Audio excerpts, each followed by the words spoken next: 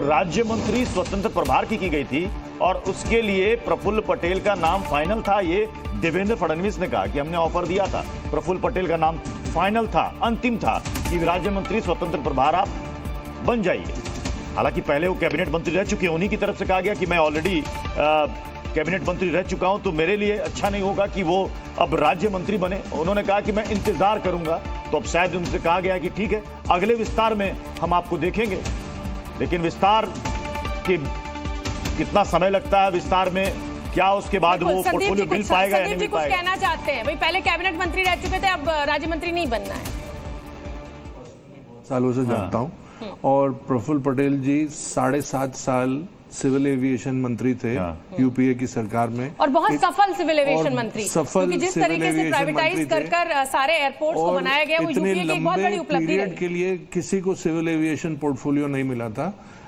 पवार साहब खुद एग्रीकल्चर में 10 साल थे और ये 7.5 साल के करीब सिविल एविएशन के मंत्री थे। तो मतलब स्वाभाविक है कि जो आदमी पहले कैबिनेट मंत्री रहा हो उसको एमओएस लेकिन ये कि अब जो मुख्यमंत्री रहा हो उसने मुख्यमंत्री की शपथ मतलब ली। वो तो कम है ना पार्टी की। हाँ, अगर एक पैरामीटर है, अगर सीटों का गणित, आरएलडी को 2 सीटें मिली हैं, लेकिन आरएलडी को 2 सीटें मिली तो उसके बाद भी उनको एमओएस बनाया जा रहा है जयंत चौधरी की।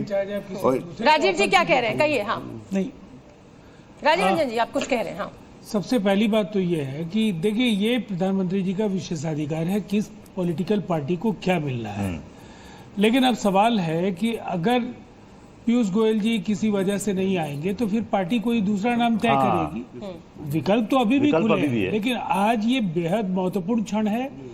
आज देश को एक बड़े फैसले का जिसका इंतजार था, आज वो पूरा होने जा रहा है। प्रधानमंत्री शपथ लेने जा रहे हैं और जिनकी जो जिम्मेदारियां हैं वो ईमानदारी से वो पूरा करें, ये पूरा देश भी चाहेगा।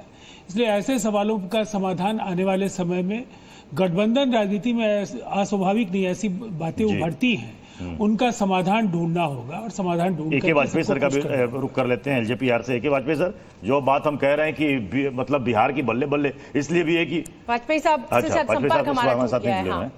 ठीक है, पंकज जी, पंकज जी, ये जो भी कुछ शुरू हो रहा है, और ऐसा नहीं है कि ये कुछ नया हो रहा है। जब यूपीए की सरकार 2 टर्म रही, आपने खूब सरफुटअव्वल देखी, खूब फजीयतबाजी देखी, तो मुझे लगता है कि ये बहुत आसान नहीं होगा अब प्रधानमंत्री नरेंद्र मोदी के लिए भी आने वाला सफर। नहीं, ये जो आपने शब्द इस्तेमाल किए, सिर्फ फुटअव्वल और फजीयतबाजी, ये पहले दिन इस तरह से शुरू हो जाए, ये बड़ा गंभीर है।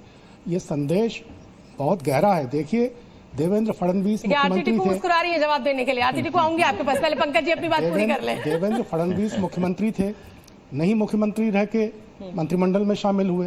बाबूलाल गौर थे मध्य प्रदेश में मुख्यमंत्री, बाद में मुख्यमंत्री पद से हटके मंत्री बन गए दूसरे मुख्यमंत्री के मंत्रिमंडल में। तो ये तो अपनी तरफ से उदारता दिखानी चाहिए थी, नहीं दिखाई गई। इसमें बहुत भारी संदेश है। प्रेम शुक्ला का मैं रुख करूंगी। प्रेम शुक्ला, इस समय जो हम मंत्रिमंडल की जो तस्वीर हमें दिखाई दे रही है, उसमें कई ऐसे पुत्र हैं जिनके पिता राजनीति में है, तो परिवारवाद का आरोप लगना आप बंद करेंगे या अभी उस पर जारी रहेगा वो आरोप? क्योंकि कई सारे ऐसे पुत्र हैं जो इस समय मंत्रिमंडल में जगह लेने जा रहे हैं, नाम अब आपको सब पता ही है। शोभना जी, ऐसा कोई पुत्र नहीं है जो जन्मते ही, जो उसके जन्म लेते ही प्रधानमंत्री पद का प्रत्याशी घोषित हो जाए राहुल गांधी की तरह। ऐसा कोई पुत्र नहीं है कि जो जन्मते ही मुख्यमंत्री पद का प्रत्याशी हो जाए, चचा को गच्चा दे दे और अब्बा से माइक छीन ले। ऐसा कोई तो 2009 में क्यों नहीं राहुल गांधी योग्यता के आधार पर किसी भी वंश को राहुल गांधी क्यों नहीं प्रधानमंत्री बने थे? प्रेम शुक्ला जी, अगर वो उतने बड़े कैंडिडेट थे कि वो पैदा होते ही वो कैंडिडेट बन गए थे प्रधानमंत्री के, तो 2009 में तो अच्छा खासा मैंडेट के साथ सरकार बन रही थी यूपी। क्योंकि उनकी हिम्मत नहीं हो रही थी, क्योंकि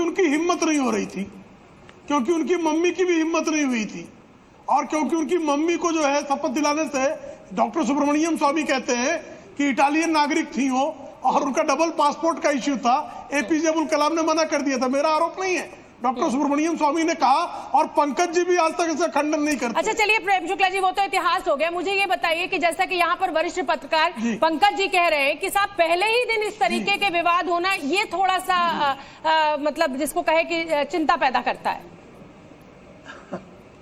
कोई विवाद नहीं है, पंकज जी को छिद्रान्वेषण करना पड़ रहा है।